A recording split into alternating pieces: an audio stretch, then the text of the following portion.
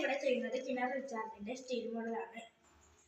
വീടിന് മുകളിൽ പെയ്യുന്ന മഴവെള്ളം ഇവിടെ പിടിപ്പിച്ച പൈപ്പിലൂടെ കടന്ന് ഫിൽറ്റർ മീഡിയത്തിൽ എത്തിയിട്ട് കിണറിലേക്ക് ശുദ്ധീകരിച്ചിട്ട് പോകുന്നു. ഇതിനു വേണ്ടി ഇവിടെ എടുത്തിരിക്കുന്നത് ഒരു പൈപ്പും ഒരു ക്യാപ്പും ഒരു വാൾവും ഫിൽറ്റർ മീഡിയത്തിൽ നിന്ന് കിണറ്റിലോട്ട് വരുന്നൊരു പൈപ്പും ആണ്. വേനലിന് ശേഷം ആദ്യം പെയ്യുന്ന മഴയെ നമ്മൾ ഫിൽറ്റർ മീഡിയത്തിലേക്ക് കടത്തിവിടുന്നില്ല.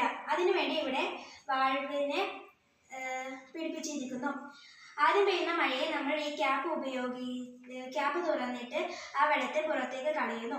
പിന്നീട് പെയ്യുന്ന മഴവെള്ളത്തെയാണ് നമ്മൾ ഫിൽറ്റർ മീഡിയത്തിലേക്ക് കടത്തിവിടുന്നത്. ഫിൽറ്റർ മീഡിയത്തിൽ ചരൽ, മണൽ, കരി എന്നിവ എടുത്തിരിക്കുന്നു. വലിയ മാലിന്യങ്ങൾ ചരലിൽ അടിഞ്ഞുകൂടുന്നു. വലിപ്പം കുറഞ്ഞ മാലിന്യങ്ങൾ മണലിൽ അടിഞ്ഞുകൂടുന്നു. ജലം കരിയിലെത്തുമ്പോൾ കൂടുതൽ ശുദ്ധീകരിച്ച് ഫിൽറ്റർ ചെയ്ത് കിണറിലെത്തുന്നു. കേരളത്തിൽ കൂടുതൽ മഴ ലഭിക്കുന്ന പ്രദേശമായതിനാൽ ഏകദേശം 1000 സ്ക്വയർ ഫീറ്റർ ഉള്ള ടെറസിൽ ഏകദേശം വർഷത്തിൽ 3 ലക്ഷം ലിറ്റർ മഴവെള്ളം ലഭിക്കാൻ സാധ്യതയുണ്ട്.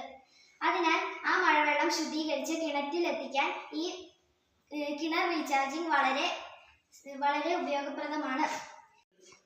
അതിനാൽ ഈ കിണർ റീചാർജിംഗ് ജലക്ഷാമത്തിനും ഒരു പരിഹാരമാണ്.